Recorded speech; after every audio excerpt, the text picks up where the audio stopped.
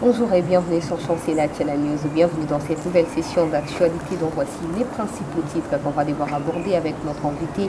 La gestion du pays par l'Union sacrée. Madame, Monsieur, le ministre de l'économie a été déchu par les députés de l'Union sacrée. Est-ce que ça vaut la peine? Parce que c'est dont les députés reprochent au ministre, c'est pratiquement, c'est dans le Congolais, reproche à l'ensemble du gouvernement. Qu'adviendra-t-il par la suite? Parce que le départ du ministre n'a pas facilité la tâche aux Congolais, notamment avec la hausse des prix de carburant, mais aussi de produits des premières nécessités. On va en parler lors de cette session d'actualité. On parlera également du processus électoral en République démocratique du Congo. Madame, Monsieur, notre invité a été ancien candidat à l'élection présidentielle de 2018. On va lui poser des questions allant dans le sens de savoir pourquoi les Congolais donneraient un nouveau mandat à l'actuel président de la République au regard de résultats de son premier mandat. Et on parlera aussi de dossiers judiciaires, notamment les transferts à la prison centrale de Makala de l'ancien conseiller en matière de sécurité du président de la République, M. François Béa, qui a livré certaines confidences aux membres de sa famille depuis sa cellule à la prison centrale de Makala. Les dossiers Matata pour nous, madame, messieurs, où en sommes-nous? Matata ne peut pas aller à l'extérieur du pays, encore moins à l'intérieur du pays. Mais quelle est la suite du dossier? Vital Kamerhe, c'est 11 pratiquement demain. Il sera devant la Cour de cassation et consort. Alors le peuple congolais doit s'attendre à quoi lors de cette nouvelle comparution de tout l'ensemble de personnes qui ont été arrêtées ou condamnées dont les procès est 100 jours. Et puis on va aller à l'est de la RDC pour parler état de siège. Nous aimerions bien savoir le point de vue de notre invité sur les opérations conjointes militaires entre les forces armées de la RDC et celles de l'Ouganda, mais bien sûr les révélations récentes de nos forces armées s'agissant d'un appui militaire venant de l'armée rwandaise aux rebelles de M23. Madame, Messieurs, on va en parler également. Merci à tous de se joindre à nous. Bertin est derrière la caméra pour la réalisation. Pour en parler, nous avons reçu pour vous Monsieur Alain Daniel Shekomba, ancien candidat à l'élection présidentielle de 2018. Bonjour. Bonjour. Merci d'avoir accepté de répondre à nos questions. Vous allez bien? Oui, je vais très bien. Au Congo maintenant ou toujours entre le Congo et l'étranger? Toujours entre le Congo et l'étranger. Vous êtes congolais, parce que ça chauffe déjà. Bah, écoutez, la couleur de ma peau et ma morphologie montrent très bien que je suis congolais. On a ces genres de morphologie qui sont 50 Rwandais qu'on ne veut même pas entendre parler. 50 Rwandais, 50 Congolais. Alors c'est une bonne chose de vous avoir. De toutes les façons, la Constitution est claire par rapport à la nationalité congolaise. Dans son article 10, la Constitution dit « Et Congolais, tout celui dont les parents étaient au Congo le jour de l'indépendance, le 30 juin 1960. » Donc je respecte la Constitution dans son intégralité. Donc vous n'êtes pas dans l'optique de la révision de la Constitution pour essayer d'insérer pas seulement la proposition de Tchani, mais par exemple passer du mandat du président de la République de 5 à 7 ans. Et si on est incapable de résoudre les problèmes en une semaine, on sera incapable de les résoudre en 10 ans. Pourquoi prolonger? Le problème, ce n'est pas, on ne pense pas à résoudre les choses quand on devient président de la République. On y pense déjà quand on est candidat et c'est pour ça qu'on fait un programme, un plan de société. À quoi ça sert, comment dirais-je, quand on fait son programme de société en tant que candidat président de la République, on sait que le timing est de 5 ans. Pourquoi faire un programme de société dans un timing de 5 ans si on a besoin de 7 ans? Très important. Voilà, donc je pense que tout ça, ce sont des échappatoires. Et ce qu'il faut faire, c'est qu'il faut penser, et chacun doit être à sa place. Ça veut dire que si on est capable, on développe ses ambitions. Si on n'est pas capable, on endort ses ambitions. Certains disent que voilà, 5 ans, ce n'est pas suffisant. Il faut donner beaucoup de temps parce que la vision, quand même, elle est grande par rapport à un grand pays comme les nôtres. Écoutez, le président Mobutu avait eu 32 ans. Le président Kabila a eu 18 ans. Mais qu'est-ce qui a été mis en place? Voilà, donc ce n'est pas un problème de temps, c'est un problème d'efficacité, c'est un problème de savoir-faire. Donc, moi j'étais plusieurs fois directeur général d'entreprise, tout se résout où on met en place les cadres de résolution de tous les problèmes pendant les 3 mois de début de son mandat. Si pendant les 3 mois de début de son mandat, on est incapable de mettre en place les cadres de résolution de tous les problèmes qu'on trouve, c'est qu'on sera incapable de résoudre des problèmes. Voilà. Monsieur C'est pour ça qu'on parle de 100 jours. Voilà. Tout à fait. Vous étiez candidat à l'élection de 2018. Mais après l'arrivée de ces pouvoirs en place, nous vous avons vu être, je ne sais pas moi si je peux qualifier ça d'opposant radical, initialement 2019-2020, mais après 2021, début 2022, nous vous avons senti plutôt penchant du côté du pouvoir. Pourquoi avez-vous changé d'avis? Nous vous voyons souvent tweeter en apportant un soutien au régime actuel. Qu'est-ce qui a changé? Non, j'apporte le soutien à la République démocratique du Congo. Ok. Moi, je me suis retiré des élections présidentielles parce que je savais que les jeux étaient déjà joués, que la volonté du peuple n'allait pas transférer entre politiciens. Donc, ça ne servait à rien de jouer, comment dirais-je, au clown dans des élections dont les jeux étaient déjà, les résultats étaient connus d'avance. Ok, je savais, c'est clair, et je suis toujours convaincu que le président actuel ne sera pas capable de résoudre le problème des Congolais dès le départ, je l'ai dit. Mais en 2000, et je suis toujours dans cette optique, et ça confirme mon point de vue jusqu'aujourd'hui, parce que vous voyez vous-même comment les choses sont en train de se dérouler. Ce n'est pas quelqu'un qui était préparé pour gouverner, ok? Ce n'est pas quelqu'un qui sait ce qu'il est en train de faire, où est-ce qu'il va, comment il résout le problème. Ça, c'est clair. Et comment il a fait pour arriver là-bas? Bah, écoutez, c'est clair. Son parti politique, qui est l'UDPS, avait une base sociale importante et le président Kabila sortant n'avait plus cette base sociale. Ok. Alors, la seule façon de pouvoir maintenir le président Kabila dans le jeu même derrière les rideaux, c'était de transférer le pouvoir à une personne qui avait une base sociale importante. Et la personne qui avait cette base sociale importante, c'était Tshisekedi. Okay. Donc le président Tshisekedi n'est pas la volonté, l'émanation de la volonté populaire ici des votes. Il est l'émanation de la volonté du président Kabila de pouvoir continuer à contrôler les jeux politiques. Okay. Et nous avons vu les résultats sont catastrophiques. Et j'explique. En 2021-2022, je me suis opposé et je m'oppose toujours parce que moi je dis qu'il faut respecter la Constitution dans son intégralité. Et la Constitution veut que les élections s'organisent après chaque 5 ans. Okay? Et il y a eu une discussion entre politiciens sur la mise en place de la Commission électorale indépendante. D'après moi, si nous retardons la mise en place de la Commission électorale indépendante, nous donnons les éléments au gouvernement actuel de pouvoir ne pas respecter les délais constitutionnels.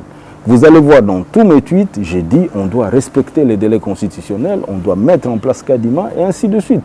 Donc ça a été mis en place et aujourd'hui nous allons voir ce que Kadima et le président Tshisekedi sont capables de faire. Donc je voulais enlever cet argument politique qui veut que Kadima ne soit pas président de la commission électorale indépendante. Mais politique qui ne veut pas de Kadima en tant que président de la CENI, c'est pas seulement parce que on risque de donner l'occasion au pouvoir de pouvoir glisser, mais c'est peut-être l'éthique, comme l'Église catholique parle de l'éthique. Qui est Kadima? Quelles sont les relations entre Kadima et Félix Tshisekedi et quels seraient les impacts de ces relations-là sur les processus électoraux au pays? Parce que ça ne suffit pas de mettre quelqu'un, mais si quelqu'un va vous favoriser, c'est alors que les autres candidats ne postulent pas. Non, en fait, il ne faut pas anticiper l'irrationalité. Ok. Parce que ce qu'on est en train de faire, Kadima et les cousins et les machins, c'est l'irrationalité, on anticipe que parce qu'il est le cousin, il fera ceci ou cela. Mais il y a la loi, n'est-ce pas? Kadima doit tout simplement respecter la loi. Nanga, qui n'était pas cousin de Kabila, qu'est-ce qu'il a fait des élections? Est-ce que quand Nanga était en train de fabriquer les résultats pour mettre en place Tshisekedi comme président de la République, il était cousin de Kabila? Non, pas du tout. Ok. Donc, on parle de l'éthique et de la moralité. Mais s'il y avait l'éthique et la moralité en République démocratique du Congo, la République démocratique du Congo n'allait pas être dans son état actuel.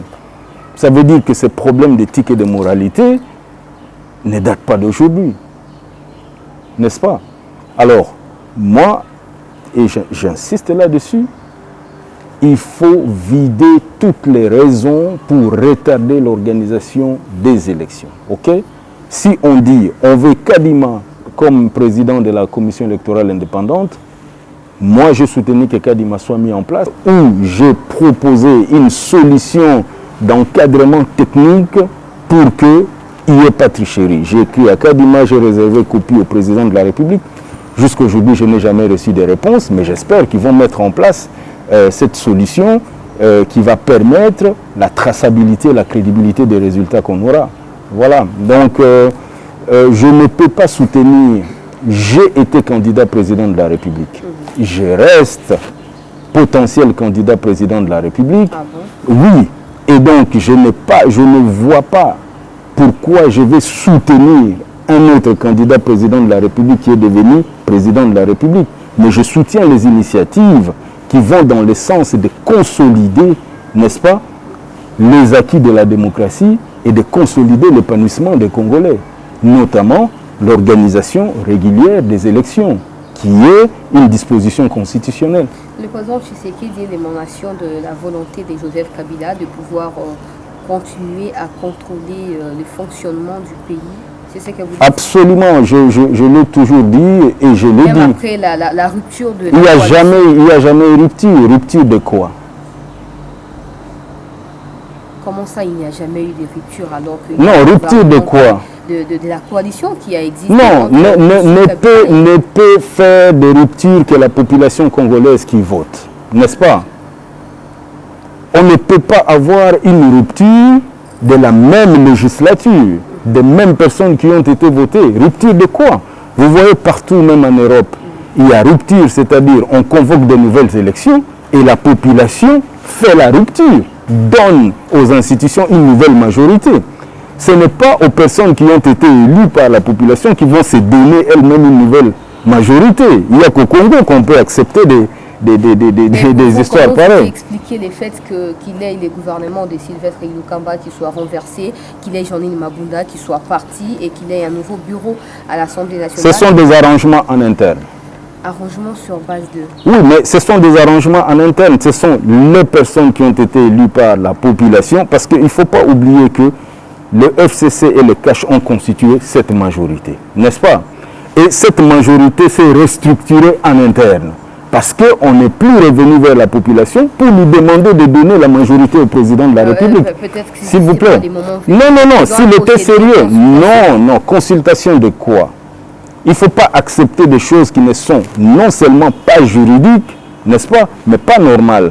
Parce qu'en fait, le souverain premier, c'est la population congolaise. Si le président était sérieux dans sa démarche, il allait expliquer à la population congolaise que voilà, moi je suis minorité à l'Assemblée nationale. Et si vous voulez me donner la majorité, parce que c'est votre pouvoir, vous voulez me donner la majorité pour que je puisse appliquer ma politique, j'organise de nouvelles élections. Mais il aurait violé la Constitution. Pourquoi? Les mandats, c'est de 5 ans, c'est pas de... Non, mais quand il y a un problème entre la majorité au Parlement, n'est-ce pas, et le Premier ministre, le président de la République est en droit de pouvoir organiser de nouvelles élections. C'est dans la Constitution. Vous pouvez nous donner la référence, comme ça on ira vérifier, parce que certainement les gens vont se poser de multiples questions. Non, en fait, je n'ai pas de référence dans ma tête, mais je sais que c'est dans la Constitution. Et je connais cette 143 ou ceci. Monsieur Daniel Chikomba, est-ce que le pays disposerait de moyens de pouvoir organiser des élections? Ce n'est pas un problème de moyens. Les machines à voter sont là. Ok? Les machines à voter sont là, on peut toujours organiser. Certaines sont abîmées. Oui, même si il ne faut pas trouver des raisons. Ce qui est clair ici, c'est qu'il n'y a jamais eu de rupture. Okay. C'est la continuité. Ok? L'union sacrée, c'est la continuité des FCC et CACH. Ce sont les mêmes personnes qui sont sorties de la machine à voter selon la volonté de l'ancien président et des accords qu'il a eu avec l'actuel président. Il n'y a jamais eu de rupture. Okay. Voilà, c'est ce que je suis en train de dire. Mais non, alors les gens vont se poser des questions. Nous qui acceptons que voilà, le président il a consulté, il a formé un gouvernement. Donc pour vous, la tête des Ilukamba parti et la tête des Sama Lukonde, c'est la même chose? C'est la même chose, c'est la même chose. Et en quoi vous avez des preuves que c'est Kabila qui contrôle au travers du président actuel? Quelles sont les décisions qui ont été prises par le président actuel qui mettent en mal les décisions qui ont été prises par le président Kabila. Il y a les contrats chinois dans lesquels le gouvernement congolais a perdu plus de 8 milliards de dollars. Où est-ce que nous en sommes avec les enquêtes? Il y a également l'entreprise Ventoral, les gouvernements récupéré de M. Dan Guetler. Non, mais il a récupéré quoi? Vous connaissez cet accord? Dans cet accord, le gouvernement congolais perd encore de l'argent parce que le gouvernement doit payer Dan Guetler. Mais le dire Kaba du président de la République sur la télévision nationale a indiqué que certainement ils vont payer quelque chose à Dan Guetler, mais si c'est rare pour récupérer, c'est qu'il y a de plus profitable. Récupérer quoi? Je souhaiterais bien que les choses se fassent. Quelles sont les concessions que Dan Guetler a? Quelles sont les estimations de valeur qui sont dans ces concessions? Parce qu'il ne suffit pas de récupérer des concessions qui sont déjà vidées, n'est-ce pas? Est-ce qu'on a montré à la population congolaise les déposits de matières premières et la quantification de ces déposits en termes d'argent pour dire que nous allons payer de l'argent parce que nous allons récupérer autant? Tout ça a été indiqué selon le porte-parole du gouvernement. Non, je n'ai jamais vu ça. Indiqué dans l'accord, et l'accord sera d'abord présenté aux Américains qui sont partenaires privilégiés, et par la suite l'accord sera présenté. Mais où est-ce que vous mettez la souveraineté de la République démocratique du Congo dans tout ça?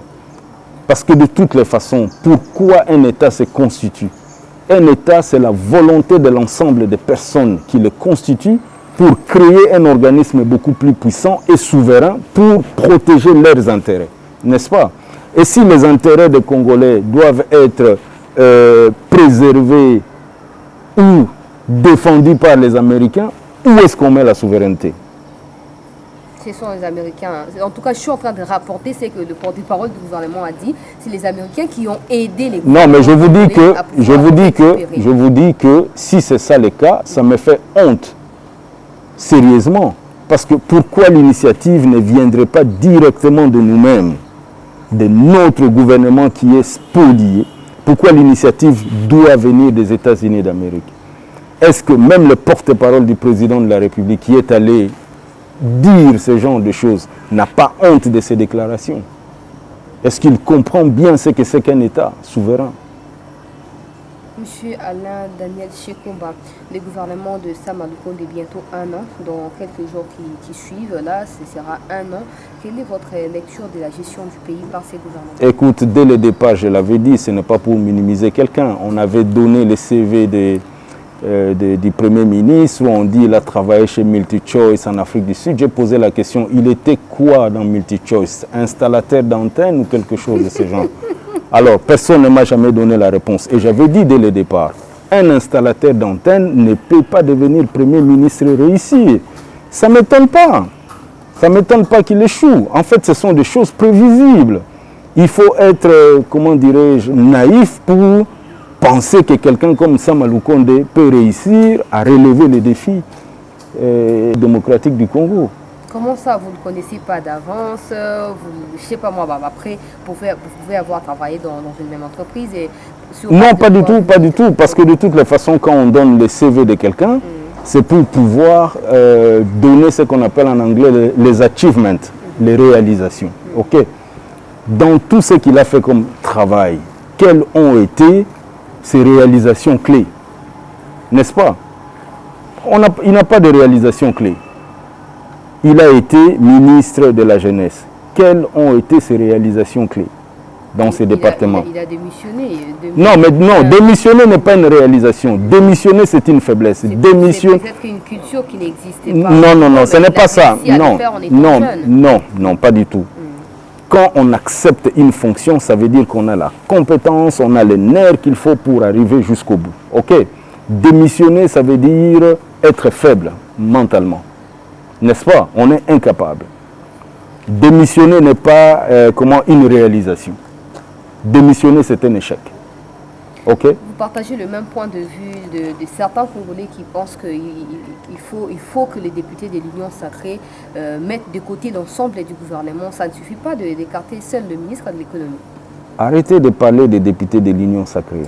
Okay. Il faut parler des députés de FCC cash. Ok? Il n'y a pas de députés d'Union sacrée. Ah bon. Voilà. Avant et après, c'est la même chose. Oui, c'est la même chose. Okay. Ça, je le dis et je continue à l'affirmer. Okay. Parce que l'esprit est toujours le même. la rupture devait venir du souverain primaire, qui est la population. C'est la population de décider la rupture. Ce n'est pas au président de la République de décider la rupture et d'organiser une reconversion interne aux moyens des billets des banques. Ça, c'est pas non. Oui. Vous avez été candidat, vous savez de quoi vous parlez. Écoutez, vous avez les preuves. Écoutez, il faut pas vous cacher derrière les preuves. Comment Papa Molière lui-même a dit à la télévision. Il a dit rigoler. Non, pas rigoler. Il est député national. Comme moi. Non. Il est député national. Ok. Comme moi j'étais ancien candidat, ça veut dire que je ne peux pas aujourd'hui dire ce que je suis en train de dire maintenant, dire j'étais en train de rigoler, n'est-ce pas? Voilà, donc il a affirmé, et les gens savent, c'est un secret de polichinelle, ok, que les gens ont été corrompus pour effectuer cette conversion interne. Plus de 350 personnes corrompues avec combien d'argent, et ça a coûté combien d'argent à la personne qui les a corrompues? Est-ce que l'argent venait du trésor public? C'est toujours l'argent du trésor public. On ne peut pas s'éterniser là-dessus, ok? Je dis qu'il n'y a jamais eu rupture parce que dans une législation, la rupture, c'est une nouvelle législation après avoir consulté les souverains primaires. Mais il y a eu plutôt une reconversion interne. Avec le même député et la même continuité. Et vous assumez ici qu'il y a quelque chose qui a été donné aux députés? Bah écoutez, hein, je l'ai dit clairement, c'est du rebranding, n'est-ce pas? Si un produit ne se vend plus bien, on change de nom, on change d'emballage. Ok. Donc comme le FCC Cash ne se vendait plus bien, on a changé de nom, on a changé d'emballage et peut-être de taille. Mais c'est la même chose, c'est le même produit, c'est Monganga, ça peut devenir Geneviève, mais c'est la même formule chimique. Donc pour vous, ce gouvernement ne fera rien tant qu'il n'y a pas eu de rupture et ce n'est pas le peuple qui a décidé. Mais le problème, c'est que les gens se sont présentés là-bas pour... J'étais en train de parler avec quelqu'un. Il y a des élections de gouverneurs et de vice-gouverneurs. Tout le monde vient me voir pour demander de l'argent. Je pose la question, pourquoi? Pour corrompre les députés provinciaux. Clairement. OK? Parce que les députés provinciaux ne vont pas me voter si je ne leur donne pas de l'argent. Vous pouvez nous citer même un nom? Non, je ne vais pas citer de nom. Okay. C'est clair, c'est connu, ce sont des choses connues. OK? Alors, je pose la question. Quand vous payez de l'argent aux députés provinciaux comme ça, vous pensez que vous allez dépenser votre argent pour venir payer d'abord? Ah non, c'est la coutume, c'est comme ça que ça s'est fait. Et les députés provinciaux nous disent qu'eux aussi ils ont dépensé leur argent et ils ne doivent pas nous voter comme ça. Et tout le monde accepte cette réalité dans ces pays. Et pourtant, on parle d'état de droit. Non, tout le monde accepte cette réalité dans ces pays. Il y a des chefs de partis politiques qui ont 10 députés provinciaux, qui ont ceci, qui gèrent maintenant. Bon, tu me donnes 100 000, je gère mes gars. Ainsi de suite. C'est vraiment comme un état voyou. C'est une réalité connue. Et qu'est-ce que vous proposez concrètement, M. Alain Daniel Chirou? Parce que nous avons l'impression que pour vous, le gouvernement a échoué. Non. La première chose qu'il faut savoir, c'est que la population doit prendre conscience que le gouvernement est au service du souverain primaire. N'est-ce pas? Que la population doit arrêter de chanter les louanges des gens qui travaillent pour elle. N'est-ce pas? Aussi longtemps que ces gens ne vont pas arrêter de chanter des louanges des politiciens, la misère va toujours continuer. Il faut regarder les discussions qui se passent sur Twitter. Quand nous avions dit à l'époque que Sama Lukonde était un installateur d'antennes en Afrique du Sud et qu'il ne sera pas capable de gouverner, tout le monde avait dit jaloux, ceci, cela. Où est-ce que nous en sommes? 2 ans après, nous sommes arrivés à la conclusion qu'on avait eue même avant qu'il ne commence. N'est-ce pas? Les gens entrent en politique pour de mauvaises raisons. Et aussi longtemps que la population va continuer à voter ou à donner le pouvoir politique aux gens qui entrent en politique pour de mauvaises raisons, on ne va pas avancer. Comment la population sera en mesure de faire le choix correct, approprié et un choix judicieux qui permettra à ce que cette population-là puisse bénéficier de la personne qui a été choisie? Parce que quand vous venez auprès de nous, votez-moi parce que voilà mon carnet d'adresse, voilà mon cahier de charge, je vais faire ceci, je vais faire cela. Rien ne prouve à cette population-là que vous allez faire. Mais après 5 ans, de mandat, cette population est incapable d'évaluer. Il y a des députés nationaux qui sont là depuis 20 ans, sans résultat. Pourquoi cette population continue à les reconduire? Parce qu'ils sont influents au niveau de leur fief électoral. Oui, mais être influent, ça veut dire que la population coopère dans cette misère-là. Alors, comment procéder? Parce qu'apparemment, la population est aussi complice de tout ce qui Alors, il faut laisser la population souffrir jusqu'au point où elle va refuser de souffrir. Parce que aussi longtemps qu'on n'a pas pris conscience de sa souffrance, on ne peut pas changer. Si je n'accepte pas mes conditions, je me bats pour les changer. Mais aussi longtemps que je veux continuer à accepter mes conditions, ça veut dire que je n'ai pas besoin du changement. Parce qu'en fait, quand je suis arrivé en 2018, j'avais fait un projet de société, très bien, les 12 engagements, pragmatiques. On va faire ci, ça. Personne n'a écouté. Jusqu'aujourd'hui, sur Twitter, les gens me posent la question, c'était quoi votre projet de société? Alors que j'ai organisé des conférences ici pour présenter, ainsi de suite. Les gens n'écoutent pas. Les gens ne viennent pas avec la tête pour écouter, les gens viennent avec le ventre pour manger. N'est-ce pas? Alors, aussi longtemps que les gens vont continuer à venir avec le ventre pour manger, on va leur donner à manger, mais on ne va pas résoudre le problème du pays. Est-ce qu'aujourd'hui, le peuple d'abord du président Tshisekedi, je ne sais pas moi si c'est une vision, c'est un slogan, je ne sais pas, le peuple d'abord, est-ce que le président Tshisekedi, avec son gouvernement, peuvent être fiers d'avoir répondu aux besoins du peuple pendant les 3 ou 4 ans courants? Il faut leur poser la question. Négatif, les bilans, depuis qu'il est là. Écoutez, je ne peux pas dire il est négatif, il est positif, comme je l'ai toujours dit. J'ai besoin des indicateurs. Comme? Des indicateurs qui montrent qu'il y avait par exemple 60% des sans-emploi. Il y a maintenant 40% parce qu'on a donné 20%, on a créé 20% d'emplois. N'est-ce pas? Autre chose, je veux savoir aujourd'hui, parce qu'en fait, dire les prix des denrées alimentaires et consorts, ça c'est très volatile, n'est-ce pas? Combien d'emplois ont été créés? Combien de kilomètres de routes ont été battus? Combien d'hôpitaux ont été, comment dirais-je, réfectionnés ou construits? Combien d'écoles? Ainsi de suite. C'est sur base de ces indicateurs que nous allons savoir si son bilan est positif ou négatif. Mais vous êtes congolais, hein, vous êtes très actif sur les médias et réseaux sociaux. Vous pouvez nous dire vous-même qu'est-ce que vous avez pu constater, et vous avez également certainement des amis et connaissances ou familles ici installées au Congo qui vivent dans des conditions précaires ici au Congo. Vous êtes suffisamment informé pour je vais vous dire suffisamment que la situation a toujours été précaire. Okay. Voilà. Donc, il n'y a eu aucun changement et la situation ne s'est pas empirée. OK? Ça veut dire que la situation est restée statique. Parce qu'il ne faut pas vous tromper. Quand une machine de destruction est mise en route, si elle n'est pas stoppée, la destruction va continuer. N'est-ce pas? Si la machine est programmée pour détruire 10 km par an, si cette machine n'est pas stoppée, elle va continuer à détruire. Voilà, c'est ce qui arrive en ce moment. Alors pour vous, l'organisation des élections dans les délais constitutionnels est la réponse aux problèmes qui s'y posent maintenant? Non, non. C'est déjà important de pouvoir mettre en place, d'habituer les Congolais à respecter la Constitution. Quand on respecte la Constitution, on va respecter d'autres lois. Voilà.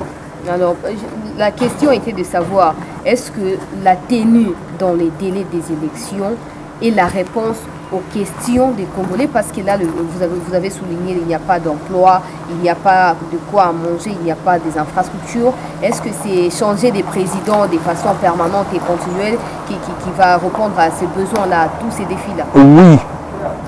Dès l'instant où la population va se rendre compte qu'elle a le pouvoir de pouvoir changer le président quand elle veut, ce président va faire ce que la population veut. Mais si ce président arrive au pouvoir et s'y maintient par la malignité, n'est-ce pas? La population comprendra qu'elle n'a pas la force ou le pouvoir de de pouvoir changer les choses. Pendant ces temps, le pays reste stagnant, comme vous l'avez dit ici. Pendant les temps, là, on est en train de voter. Aujourd'hui, on vote M. Shekomba. Demain, on va voter d'autres. Et tout ça, nous ne savons pas vos intentions sincères au fond de vous. Parce que souvent, ce que vous dites ne correspondent pas très souvent avec ce que vous pensez pour vous-même d'abord. Non, de toutes les façons, si on donne 5 ans, c'est parce que c'est le temps d'évaluation. N'est-ce pas? Vous allez voter les gens sur base des projets de société. Mais comme je dis, les gens n'écoutent même pas les projets de société. Les gens viennent avec les ventres. Si Shekomba donne beaucoup d'argent, on dit oui, Shekomba est le meilleur. N'est-ce pas? Alors, on revient encore à la même chose. Hein? Est-ce que les gens sont sérieux dans ce qu'ils font ou les gens ne sont pas sérieux dans ce qu'ils font? On revient à la même chose. Processus électoral en République démocratique du Congo, M. Daniel Shekomba, est-ce que le Congolais doit donner un deuxième mandat au président Tshisekedi? Si oui, pourquoi? Et sinon également, pourquoi? C'est aux Congolais d'en décider. Je ne peux pas aujourd'hui parler au nom des Congolais. Ok? Moi, personnellement, j'ai toujours pensé que le président Tshisekedi n'était pas capable de résoudre le problème de la République démocratique du Congo. Donc 5 ans suffisent? Non, attends, il ne devrait même pas être président, d'après moi. Ok? Mais à moi seul, je ne fais pas le Congo. Donc vous regrettez de l'avoir eu comme président? Je n'ai jamais regretté quoi que ce soit. Ce qui est fait est fait, on assume et on avance. Voilà. Alors, maintenant, on va parler un peu de vous-même. Une petite parenthèse. Vous serez candidat en 2023? On a encore un an pour décider. Voilà. Alors, mettons ça, si jamais vous étiez candidat, M. Shekomba, au regard de tout ce qui se passe, quelles seraient vos priorités? La première priorité, d'après moi, c'est de faire l'audit général de l'État.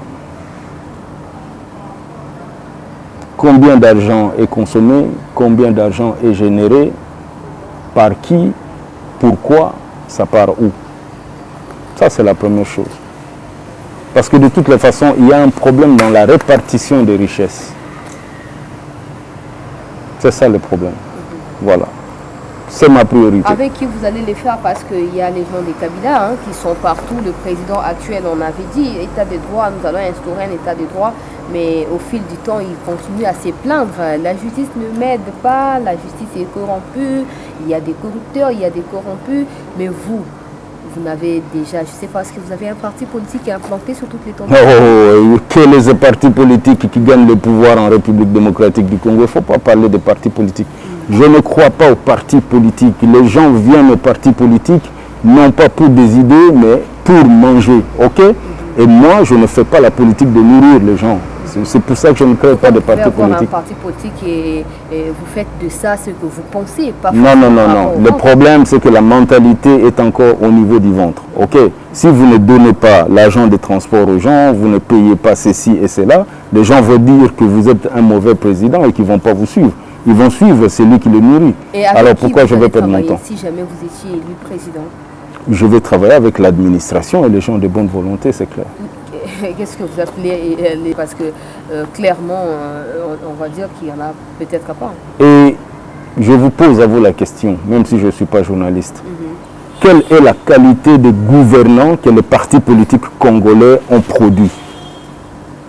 Vous m'aviez dit quand on venait, avant de tourner l'émission, qu'il n'y a pas de mauvaises troupes, il n'y a que des mauvais. Ben voilà. Alors si, je reviens à vous maintenant, si vous êtes un bon leader et vous communiquez votre vision. Mais je ne le fais pas au travers de partis politiques. Et vous les faites à travers quoi? Parce qu'on a vraiment besoin de savoir. Non, je le fais à travers des individus, ok? Des personnes avec lesquelles je discute et nous partageons la même vision du pays. Okay. Je ne veux pas me constituer à un parti politique qui sera comme une sorte d'entreprise où mon fils deviendra le président après moi, où ma femme deviendra le député national de mon parti politique, alors que tous les autres sont utilisés comme, comment dirais-je, des bêtes de somme, n'est-ce pas, pour conquérir le pouvoir. Non, pas du tout. Je l'ai toujours dit. Et je crois que si on ne change pas encore la loi sur les partis politiques qui donne la possibilité aux adhérents de pouvoir s'approprier les partis politiques, je ne pense pas que c'est bon.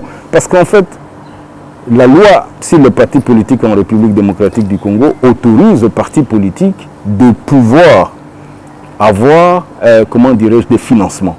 Mais si on veut avoir ces financements, il faut maintenant demander aux adhérents de choisir leur parti politique et l'argent que l'État donne, il donne en fonction des adhérents qui sont dans les partis politiques. Là, ça permet aux citoyens de s'approprier ces partis politiques parce qu'ils financent avec leur argent. Mais aussi longtemps qu'un président fondateur va commencer à financer les partis politiques, c'est un bien privé qu'il utilise seulement pour conquérir le pouvoir et voler l'État. Et pourquoi je vais utiliser les mêmes méthodes qui ont échoué? Voilà, très important. J'espère que le message est très bien passé. Alors, toujours dans le cadre du processus électoral, il y a cette fameuse proposition de votre ancien challenger Noël Tchani, Mouadia Vita, qui a déposé à nouveau sa proposition pour demander à ce que de postes de souveraineté soient verrouillés et que ces postes-là ne reviennent que aux Congolais qui sont nés de pères et de mères congolais. Il dit que cette histoire de Congolais qui est né pendant ou avant l'indépendance sur les territoires nationaux n'a pas d'impact parce que le pays a été très détruit par les gens qui sont partagés. Il donne plusieurs exemples. Comme je ne citerai pas des noms parce que ce n'est pas moi qui suis porteuse de sa proposition, je ne sais pas citer des noms, mais il donne également l'exemple, par exemple, de ce qui se passe à l'Ukraine, entre l'Ukraine et la Russie. Il dit, si le président Zelensky était d'origine russe, par exemple, il avait son père russe et sa mère ukrainienne, comment il allait faire pour résoudre les problèmes? Écoutez, je pense qu'il réfléchit pas comme un homme d'État. Voilà, parce qu'en fait, quand on devient un homme d'État, on se débarrasse des origines des pères et des mères, on se concentre à servir l'État. Ok? Parce que quelle est l'influence que le père et la mère vont avoir dans la prise de décision ou dans l'exécution de ce que disent les lois? N'est-ce pas? Même si ma mère est rwandaise et que la loi congolaise dit ceci, pourquoi l'influence du fait que ma mère est rwandaise doit être au-dessus du respect de la constitution des lois du pays que je suis en train de servir? Est-ce que les liens que vous avez vis-à-vis du pays et les liens que vous avez vis-à-vis de vos parents sont les mêmes? C'est pas la même chose. Parce que les liens que j'ai vis-à-vis du pays sont au-dessus des liens que j'ai vis-à-vis de ma famille, si je suis un homme d'État. Parce qu'en fait, quand on parle de ma famille, ça veut dire qu'on parle de 10, 20 personnes, voire même 50 personnes. Mais quand on parle de mon pays, on parle de 10 millions, de 100 millions, de 200 millions. Qu'est-ce que je veux privilégier? Je veux privilégier de servir les 10 personnes qui appartiennent à ma famille ou je veux privilégier de servir les 100 millions de personnes qui appartiennent à ma nation? Alors, je ne sais pas si Tchani réfléchit en homme d'État ou s'il réfléchit en homme ordinaire. Parce qu'en fait, les pensées qu'il est en train de développer sont les pensées d'un homme ordinaire émotionnel. Vous vous rendez compte? L'État est beaucoup plus grand que la famille nucléaire. Alors voici certains exemples liés à la RDC pratiquement. Bosco Taganda qui a été condamné à la CPI pour de massacres à l'est du pays. Au départ, il a été dans l'armée de notre pays, un peu comme un général, mais quand il a été arrêté, il a été jugé comme citoyen rwandais. Comment vous expliquez que quelqu'un qui a commis des massacres au Congo et dans l'armée congolaise soit jugé comme étant étranger? Écoutez, il y a un problème. Il n'y a pas que Bosco Tangada ou toutes ces personnes-là. Je vais vous donner un exemple. Moi-même, je suis parti en Angola par Kaemba. Okay? Quand on est au Congo, il y a les Tchokwe qui sont des Congolais avec nous au Congo. Quand on traverse la frontière de l'Angola, ils parlent le même Tchokwe et ils deviennent Angolais. Personne ne se préoccupe de ça, tout simplement parce qu'ils ont la même morphologie dans tout. N'est-ce pas? Et je vais vous dire encore quelque chose de même beaucoup. Moi-même, je suis de 2 parents qui appartiennent à 2 provinces différentes. N'est-ce pas? Et on me rejette dans toutes les 2 provinces. N'est-ce pas? 2 provinces congolaises. Oui, 2 provinces congolaises. Non. On ne va pas vous rejeter. On va pas vous rejeter parce que des provinces congolaises sont des provinces... Non, mais je vous dis, quand vous allez, par exemple, dans la région de ma mère pour demander à être candidat quelque chose, On va dire non, toi ton père est de l'autre côté. Ok? Quand tu vas dans la région de ton père pour demander, ah non, non, non, toi ta mère est de l'autre côté. Écoutez, ça ce sont des bêtises. Sérieusement, je l'ai toujours dit. Nous voulons construire un État, nous ne voulons pas construire des liens familiaux. Ok? Et donc, quand on réfléchit à un homme d'État, on ne réfléchit pas sur de telle origine et comme ça. Tous ceux qui ont pillé ces pays, qui ont volé, qui ont des maisons en Afrique du Sud, aux États-Unis et partout, certains sont des pères et des mères 100% congolais. N'est-ce pas? Faisons l'évaluation. Que Noël Tchani nous donne les statistiques en disant, voilà, il y a 10 personnes qui n'étaient pas des pères et des mères congolais qui ont volé autant d'argent et qui ont pris des décisions comme ceci, qui ont détruit le pays. Et il y a 200 personnes qui sont des pères et des mères congolais qui n'ont pas fait la même chose. C'est sur base de ces éléments que nous allons savoir si ce qu'il dit a du sens. Mais moi je considère que tout le discours de Tchani est un discours tout simplement émotionnel et politique. Ok. Pour quel but alors si c'est seulement émotionnel et politique? Pour se faire un peu connaître, c'est la politique. Il faut servir à la population ce qu'elle veut. La population veut applaudir, la population aime du folklore, il faut servir du folklore. Parce qu'en fait, moi comme un homme rationnel, on me dit, bon, ok, tel étranger, voilà, il a occupé tel poste de responsabilité, il a pris autant d'argent, il a investi à l'étranger. Tel est congolais à 100%, il a occupé tel poste, il a investi au Congo. Ok. Mais tout le monde qui a un poste achète des villas en Espagne, en Belgique, qu'il soit congolais à 100% ou congolais à 50%, à 25%. Alors, pourquoi commencer un débat sans élément de quantification? Donc vous accepterez qu'on ait un Rwando-Congolais ici à la tête du pays? Si il est congolais. Rwando-Congolais. Mais qu'est-ce que vous appelez? Il y a des franco-congolais, il y a des, comment dire, il y a même des Congolais, des pères et des mères qui sont devenus français, belges, sud-africains, consorts, qui sont en train de diriger dans ces pays, qui ont des maisons, qui ont des nationalités à l'étranger. Double nationalité, ça c'est avoir la nouvelle nationalité acquise pour des raisons, je ne sais pas moi, politiques. Non, mais ça ne se justifie pas. Non, mais en fait, quand vous êtes né d'origine d'une mère ou d'un père rwandais et d'une... Mais ils sont nés d'origine congolaise et sont devenus français. Où est la différence entre être né d'origine rwandaise et devenir congolais? La différence, en tout cas, je sais que je ne dois pas répondre aux questions, vous allez me permettre, mais comme moi, par exemple, je suis congolaise de père et de mère, alors j'ai acquis la nationalité française pour des raisons qui me sont appropriées, quelque chose comme ça. Je l'ai acquis et je ne suis ni liée par les sangs avec les Français. Sur les papiers, je suis française, mais sur les sangs ou par rapport au sang, je suis liée à mon pays. C'est un exemple que vous allez me permettre. Alors, les Rwandais qui sont 50% par les sangs rwandais, 5 Congolais ne sont pas le même que ceux qui ont acquis... Attends, si moi j'ai un enfant avec une femme française, il a 50% français, 50% congolais. Par les sangs. Oui, il n'a pas le droit de devenir président de la République? Non, selon Noël Tchani. Attendez, quelle est la responsabilité de cet enfant, n'est-ce pas, dans sa naissance, pour qu'il puisse subir les conséquences de mes amours? Quelle est la responsabilité de l'enfant qui a 50% de sang français et 50% de sang congolais?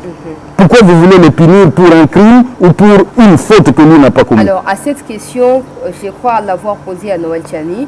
Il a dit, c'est simple, votre enfant peut faire autre chose et pas devenir président, pas devenir écoutez, ministre, pas ministre. Non, je ne peux pas perdre 5 minutes d'une émission pour parler des choses que je considère sentimentales, et qui n'ont pas de soubassement solide sur le plan scientifique, n'est-ce pas? Parce qu'en fait, pour justifier une telle décision, il faut venir avec des éléments qui montrent que les gens qui ont géré ces pays et qui n'étaient que 50% de quelque chose ont détruit ces pays plus que les gens qui sont 100%, n'est-ce pas? Le jour où Tchani va montrer ces éléments, à ce moment, on va commencer à considérer. C'est ce qu'on appelle l'analyse qualitative, n'est-ce pas? Quelle est la qualité de l'argument qu'il est en train de... Petite dernière question avant de passer au suivant sujet. Monsieur Shekomba, aujourd'hui la RDC fait face à l'insécurité à l'est du pays et nos forces armées ont pointé du doigt l'armée rwandaise comme étant derrière des groupes terroristes à l'est du pays. Alors si le Congo avait, parce que le but là-bas c'est certainement de couper ou balkaniser une partie du pays, les rangs Kivu dans son ensemble et l'annexer au Rwanda, quelque chose comme ça.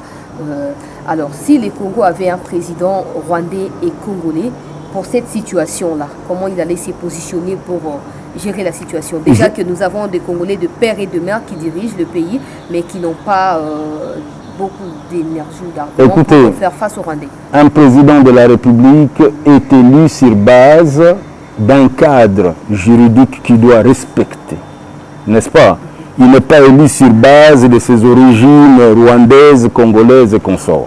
Si le président de la République fait bien son travail, il va respecter le cadre juridique et son travail aussi, c'est d'assurer la souveraineté du pays dont il est le président de la République. Qu'il soit 50% rwandais ou 50% congolais, n'est-ce pas? Il doit respecter la Constitution. Donc je ne veux pas ces histoires. Vous savez, le problème, c'est lequel? Le problème, c'est que nous, les Congolais, nous avons cette fâcheuse façon d'incriminer les autres. N'est-ce pas? Avant, c'était les Belges, après, ce sont les Rwandais. Mais la question que je me pose, depuis que nous-mêmes, Congolais, nous avons pris ce pays depuis 1960, quelles ont été des réalisations, n'est-ce pas, qui démontrent que les Belges qui étaient les colonisateurs avaient mal géré? Nous sommes obligés de justifier notre incompétence en désignant les autres. Voilà. Donc le problème aujourd'hui ne se pose pas en termes de nationalité, 50%, 60%. Le problème se pose en termes d'efficacité et de savoir-faire. Ok. On est président de la République pour assurer la souveraineté de son pays. Alors il faut mettre tous les moyens qu'il faut pour qu'il y ait la sécurité à l'est du pays. Si c'est le Rwanda qui pose le problème, on règle le problème avec le Rwanda sur le plan militaire, n'est-ce pas? Et quand il n'y aura pas de vainqueur, en ce moment, on parle de négociations. Parce qu'on ne peut pas parler de négociations s'il y a un vainqueur. En tout cas, c'est très compliqué, monsieur Shekomba. Il n'y a rien de compliqué. Nul ne peut être candidat à l'élection du président de la République s'il n'est rempli les conditions ci-après. 1. Posséder la nationalité congolaise d'origine. 2. Être âgé de 30 ans au moins. 3 jours de la plénitude de ses droits civils et politiques. 4. Ne pas se trouver dans un de cas d'exclusion prévu par la loi électorale. Mais ce qui nous concerne ici, c'est le point 1, posséder la nationalité congolaise. La plupart des Congolais sont préoccupés... Mais que dit l'article 10 de la Constitution? La plupart des Congolais sont préoccupés par cette histoire. Oui, mais lui, l'article 10 de la Constitution. De la RDC, monsieur Daniel Shekomba, en tout cas... je ne sais pas comment le dire, mais c'est très compliqué. Vous vous imaginez qu'on ait un président... Non, je vais vous couper. Est-ce qu'il sera en mesure de bombarder les M23 au Rwanda? Ce n'est pas un problème. Non, ce n'est pas un problème, ça. OK. Être un président de la République, ce n'est pas une fonction émotionnelle. C'est une fonction encadrée par des dispositifs constitutionnels. N'est-ce pas? Je ne peux pas, si, au nom de la souveraineté du pays dont je suis le président, je vais bombarder pour protéger la souveraineté de mon pays. Ok. Alors, il ne faut pas entrer dans des considérations émotionnelles du genre rwandais, congolais, belgicains ou des bêtises comme ça. Ça, ce sont des bêtises. On est en train de distraire les Congolais en lui désignant un ennemi qui ne vaut pas la peine. Ok. Ce sont les Congolais qui sont en train de mal diriger le pays ici. Ce sont les Congolais qui ne créent pas de l'emploi. Ce sont des Congolais qui prennent tous les dollars et qui achètent des maisons à l'étranger. Ok, ce sont des Congolais qui n'habillent pas les militaires. Ce sont des Congolais qui ne donnent pas les armes aux militaires pour qu'ils se battent. N'est-ce pas? Alors, il ne faut pas distraire les gens, enlever l'esprit des gens sur de vraies questions de gouvernance à l'intérieur du pays et leur désigner un ennemi imaginaire. N'est-ce pas? Un ennemi dont on ne connaît même pas encore les conséquences. Alors, parlons cette fois de l'état de siège avant d'aller finir parce qu'on risque de s'éterniser sur les sujets. État de siège, monsieur Shekomba, quelle lecture faites-vous des opérations conjointes militaires entre les forces armées de la RDC et de l'Ouganda, sachant qu'entre 1993 à 2003, il y a eu des attaques de Rwandais, des Ougandais et des militaires ougandais qui ont envahi l'est du pays, qui ont causé beaucoup de dommages. Et récemment, la Cour internationale de justice a sanctionné l'Ouganda de pouvoir payer 325 millions à la République démocratique du Congo. Est-ce qu'il y aura un conflit d'intérêts entre l'Ouganda et le Rwanda? Parce que comment l'Ouganda va devoir payer ces sommes d'argent-là, sachant qu'actuellement, ils doivent encore apporter les soutiens militaires à la RDC? Écoutez, dès le départ, j'avais dit que c'était une mauvaise action, mais ce n'est pas moi qui suis le président de la République. Il faudra me poser cette question quand je serai président de la République et que je prendrai les décisions. Okay. Je pense que le président de la République qui a pris cette décision a les bonnes raisons de les prendre et il va assumer toutes les conséquences, ou les avantages bien sûr.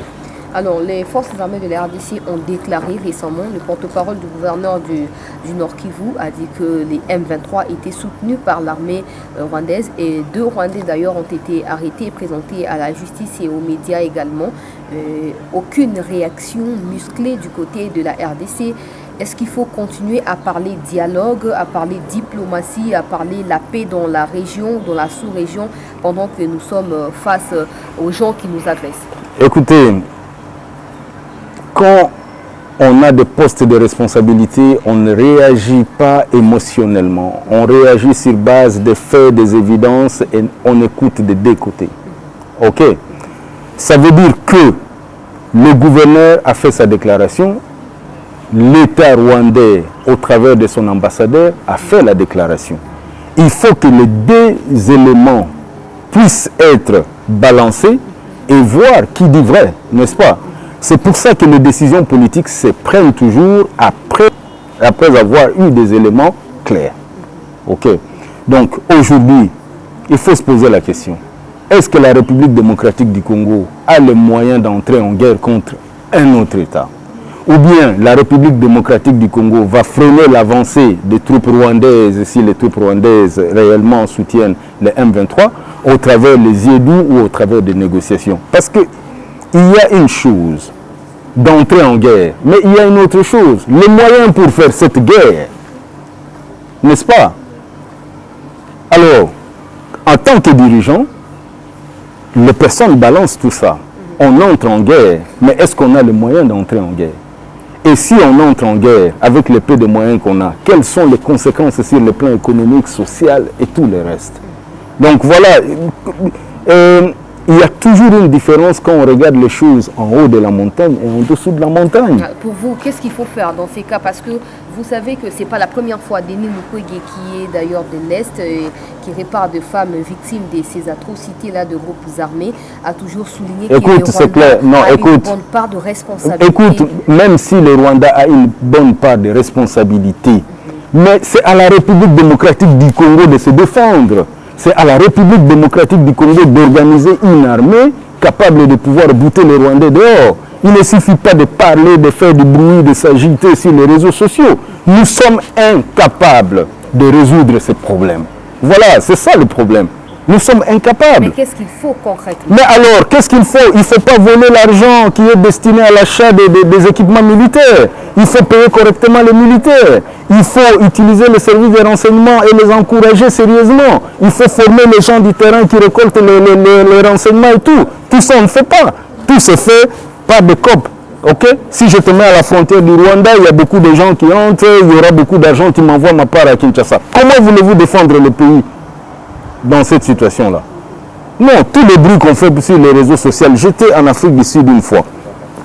Il y a des gens qui disaient Kanambe, Kanambe, on est fatigué de Kanambe, on va faire ceci avec Kanambe. Je dis ok, qu'un de vous me dise aujourd'hui, là maintenant, quels sont les groupes armés ou quelles sont les dispositions que vous avez prises pour faire chasser Kanambe? Personne.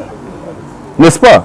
Moi, je suis fatigué des bruits des réseaux sociaux des Congolais. Se plaindre, le Rwanda nous attaque, le Rwanda ceci, c'est encore faire honte. Et j'ai posé la question aux Congolais qui étaient avec moi en Afrique du Sud. Un voisin vient engrosser ta femme, n'est-ce pas? Tu n'as ni la force de chasser ta femme et l'enfant, n'est-ce pas? Mais tous les jours, tu dis, cet enfant, c'est l'enfant du voisin. C'est la honte de qui? C'est la honte de qui? Dis-moi. Dis-moi. Aujourd'hui, dire tout le temps les Rwandais, on n'a pas la force de chasser ces gens, n'est-ce pas? Et on n'a pas la force d'arrêter la guerre. Pourquoi on parle? C'est la honte de qui? Mais est-ce que j'ai suivi sur un de médias internationaux que les 2 citoyens qui ont été arrêtés ont été d'ailleurs arrêtés depuis le mois de février et que le gouvernement n'avait pas choisi de pouvoir révéler leur identité aux médias. Pourquoi l'armée va devoir se contredire avec le gouvernement? Parce que déjà, le gouvernement a souligné que les porte-parole du gouverneur du Nord Kivu n'a pas solliciter le gouvernement national avant de pouvoir s'exprimer. Donc, de même, ils ont pris la résolution. Non, mais c'est ce que... C'est un ras-le-bol? Non, ce n'est pas un ras-le-bol. Le problème, c'est que les gens qui sont dans des positions intermédiaires pensent toujours qu'ils font bien le travail par rapport aux gens qui sont dans la position de commandement. Pourquoi? La personne qui est au niveau du gouvernement central a plus d'éléments qui lui permettent de prendre une décision pour aller dans une direction ou dans une autre. A plus d'éléments et peut choisir quand est-ce qu'on peut indigner la population avec ce genre de déclarations, n'est-ce pas? Si vous indignez la population avec ce genre de déclarations, que vous n'avez pas le moyen de faire la guerre, ça sera quoi? C'est encore l'humiliation du Congolais. Okay. Vous vous rendez compte? Donc, le gouverneur militaire n'est pas le président de la République, n'est pas l'autorité centrale de ce pays. Donc, il doit d'abord communiquer avec le gouvernement central qui a plus d'informations, qui a plus d'argent sur les moyens financiers, sur les capacités militaires, sur les capacités diplomatiques pour pouvoir adresser la question. N'est-ce pas? Alors, quand vous mettez une information sensible comme celle-là à la disposition de la population qui sera certainement indignée, et si nous ne sommes pas capables de résoudre le problème dans l'immédiat, ça sera quoi? Voilà, qu'est-ce que vous proposez, hein? Parce qu'il y a également des Congolais qui sont arrêtés au sein de groupes armés à l'est du pays. Est-ce que cet appel du gouvernement national de pouvoir demander aux Congolais de quitter les groupes armés, venez vers la voie de la raison, nous voulons la négociation, nous voulons tout ça, les Congolais qui sont dans les groupes armés, pourquoi ils persistent? Écoutez, c'est une question de survie.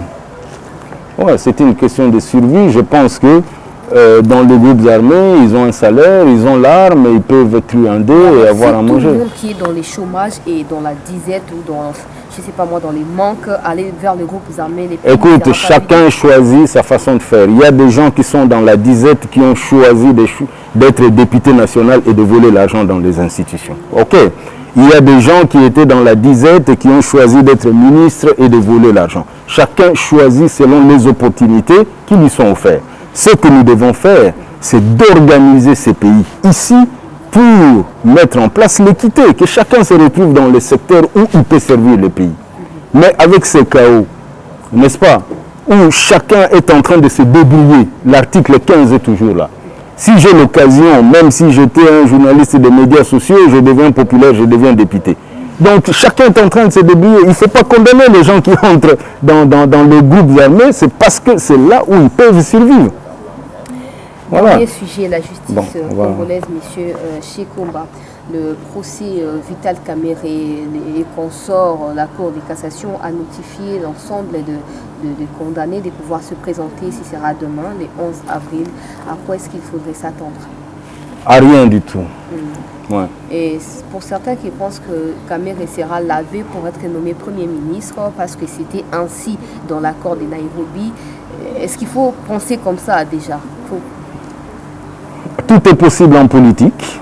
Et ça même? Oui, tout est possible en politique. Je ne vais pas spéculer. Je suis un politicien. Rien ne me surprendra. Ok, voilà. Très important alors. François Béa a été ramené il y a quelques jours à la prison centrale de Makala. Il a récemment fait des confidences aux membres de sa famille qui ont eu accès à sa cellule.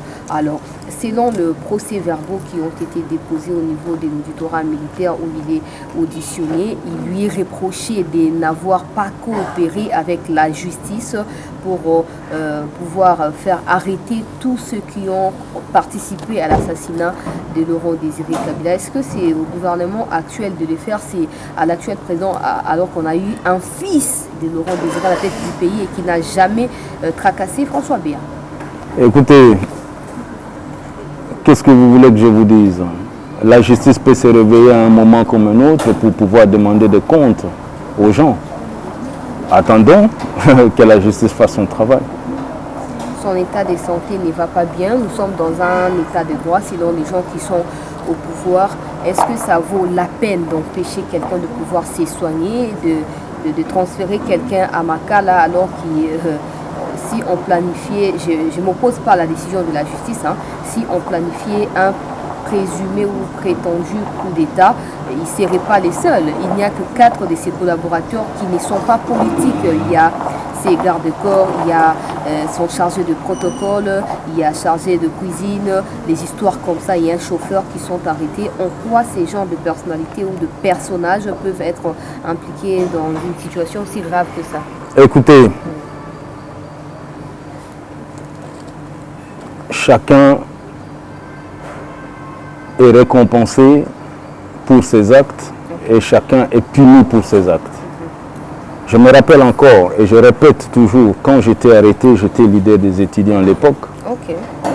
À 5 h du matin, il y avait un militaire qui était venu pour prier avec nous et puis il nous fait lire un verset biblique qui dit « Si vous n'êtes pas fidèle dans les petites choses, vous ne serez pas fidèle dans les grandes choses. » Et il donne son interprétation. Il dit Binono sobozo le baboza ba innocent. Mais ce que commis sigao, c'est que vous allez fidèle na makamba mike mikete. François Béaye moko yebi place ni nazala ki fidélité. OK. Ngana roloba na okotela été ou bien na condamné été, ye moko yebi place ni oyo azala ki fidélité. Alors yo kanisi ni na ba o bazo loba président de la République akabwani na Cameroun na ndenge malamu te akabwani na François Béa akabwani na Jean-Marc Kabunda finalement akosala nini tango azaye moko te azaye moko te azana ba congolais mususu yo kantika ga président de la République azana ba objectif azana responsabilité azana mapekanae oyo Kabunda azana ngote oyo François Béa azana ngote soka monique misala na bango zo permettre yete à achever la responsabilité na yakosani akobana bango. L'État ou la responsabilité politique n'a pas d'émotion. Ce n'est pas une question de moralité, d'émotion, c'est une question d'efficacité de réalisation. N'est-ce pas? On peut être de bons amis, mais si votre influence auprès de moi ne me permet pas d'assumer mes charges de l'État, on va se séparer. Voilà, nous sommes arrivés à la fin. Mon amboka Alain Daniel Shekumba, un dernier message adressé au peuple congolais. Nous connaissons ce peuple congolais. On appelle Lingala, tu es pas quitté. Tu es dans le Lingala. Et là, il faut que peuple congolais, il faut bailler bakande kopona. Au moins, il tazo loba mingi, pour mutaebi koloba, pour mutaza ko dénoncer bato mususu. Hein? Nenge balobaka, ndoki ndamona ka muninga na ndoki. So on moni mutu mikolo sokaka, oh waza moyibi, ayibaki c'est yé moko abi ba technique ya koyiba. On comprend? Si vous avez ça un problème les amis, et que mutu mususu azoyiba yazo yiba te. Hein? Il y a des gens qui ont technique à koyibate. Donc il faut population de ça l'attention. Ce que moni mutu aïe na TV ko bana koloba. Oh aïe bibo, salibo c'est que yé moko ezo soye pourquoi on a zo yiba ya zo yibate. Donc azoluka bocha place wana po aïe bape. Hein? Donc il faut aux alamayele. Il faut kotika, il faut de kotala makambo etali vina bino. Bato o bazana pouvoir. Impact na bango na vie na bino ezandengeni babengisa ngondengeni hein courant ezandengeni biloko akole ezandengeni bana bino ba yokende classe ndengeni hôpital ezandengeni bakisi ezandengeni même makambo kolega na TV mikro so o azo yiba o asali bete o Tshisekedi eza muluba wana eza ba jeu o aza Rwanda o aza Benabe mais député wana munongo alobi makambo oza baluba bofanda pa na bino bolia te omoni na koloba na okofinga ete po aza mama aza mwasi mais alobi makambo ya bozoba po nga lokwa naza shekomba boye mutu ata naza na mbongo ebele na okobongisa epa na nga te po eza na responsabilité na nga te ya kotonga bahôpitaux ya kotonga banzela ya kotonga l'état erekoltaka bataxe na babiloko nyonso po esala nini po tonga bainfrastructure po ebongisa Ce qui l'État est payé aéroport na Lodja, ce qui l'État est tché port na Lodja ou bien chemin de fer. Na kotonga ndako na kosala magasin na ngapo na yebike non na okoka komema biloko à partir ya Kinshasa na memi yango na Lodja à un moindre coût et puis na teki. Mais ce qui biloko wana nyonso eza te. Lelo oyo ye munongo asala nini po akoma katange. C'est un hasard de la nature, n'est-ce pas? Monter à botami muluba, asala nini po botama muluba. Hein? Et puis, le Kasaï est enclavé. N'est-ce pas? Chemin de fer depuis le Bimbashi, Kinduti, Nakana, Ngaba, Monedi, tout, et les sous-soutés et Koufa pour politique et Amabé. Si quoi, voilà, si quoi, bato baza se rapprocher na côté de la frontière, pour que ça le business na bango. Et ils sont au Congo. Hein? Et puis, quand on a bassé, c'est oh, balia Kamba, balia Kambinzo, balia Kanini, wana. Écoute, ce n'est pas comme ça qu'on va construire le Congo. Au moins, ce qui est Tonga Congo, il faut que Moulouba va congolais, Moutetela va congolais, Mouyaka va congolais, Bissonio Sotoza va congolais. Katanga ngope na 2018, on a qui pona que nous tala tombe à Lumumba, na leka na Lubumbashi. C'est le tali région où baza kolobaki on des produits à 60% à cobalt mondial, les gens en pauvreté. Au Mituna, il n'y a pas de raison d'être fier. N'est-ce pas? Pour ceux qui basent à la rapé maillé, le bélé, c'est un échec général de toute la République démocratique du Congo. Il ne faut pas responsabiliser les autres. Qu'est-ce que les Kassaïens ont fait, n'est-ce pas, pour se retrouver dans un état enclavé sans infrastructure? Hein? Non, non, ça c'est pas naï. Non, non, il y a l'état et pas naï. Nous tout est. Donc, et puis, c'est vraiment les honorable député avant de tenir la propre marque. Ça veut dire que niveau peu abattu dans la politique, ils ont semi. Très important. En tout cas, tu peux merci. Ok.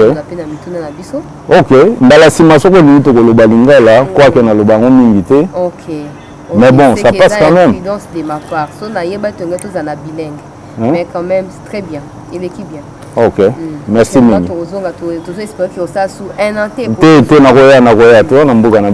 Voilà, merci à vous tous qui nous avez suivis sur Chantier Naturel News. Merci à Bertin qui était derrière la caméra pour la réaliser. On se retrouve à la prochaine émission. Merci.